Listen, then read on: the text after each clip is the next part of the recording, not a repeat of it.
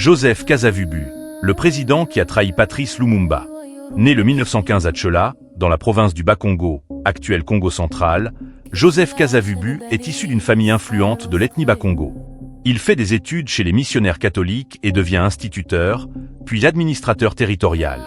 Intelligent et ambitieux, il entre en politique dans les années 1950 et fonde la BACO, Alliance des Bakongo, un parti ethno-nationaliste qui réclame d'abord l'autonomie puis l'indépendance.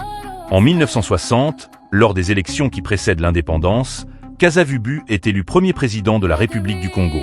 Patrice Lumumba devient Premier ministre. Dès le début, une profonde rivalité oppose les deux hommes. Lumumba est panafricaniste, unitaire et radical. Kasavubu est plus conservateur, attaché à son ethnie Bakongo et ouvert au compromis avec l'Occident. Dès les premiers jours de l'indépendance, 30 juin 1960, le pays sombre dans le chaos. Mutinerie de l'armée, intervention belge, sécession du Katanga. Au lieu de soutenir Lumumba, Kasavubu entre rapidement en conflit ouvert avec lui. Le 5 septembre 1960, il destitue Lumumba de son poste de Premier ministre, un acte constitutionnellement douteux. Lorsque Lumumba tente de reprendre le pouvoir avec l'aide de l'armée et de la population, Kasavubu s'allie avec le jeune chef d'état-major Joseph Désiré Mobutu. Ensemble, ils organisent l'arrestation de Lumumba.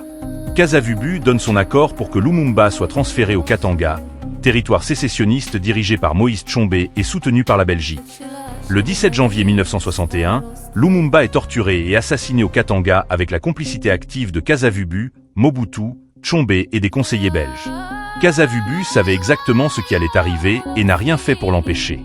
Après la mort de Lumumba, Kasavubu reste président jusqu'en 1965, mais son pouvoir est de plus en plus nominal. En novembre 1965, Mobutu organise un coup d'État et prend le pouvoir absolu. Kasavubu est écarté sans violence et se retire dans sa région natale. Il meurt en 1969, relativement oublié. Joseph Kasavubu reste dans l'histoire comme l'un des principaux acteurs de la chute de Patrice Lumumba. Son alliance avec Mobutu et les intérêts belges a ouvert la voie à plus de 3 décennies de dictature et de pillage du Congo. Il incarne le profil du leader modéré, conservateur et pro-occidental qui a préféré s'entendre avec les anciennes puissances coloniales plutôt que de soutenir une véritable indépendance radicale. Son rôle dans l'assassinat de Lumumba reste l'un des chapitres les plus sombres et les plus sensibles de l'histoire congolaise.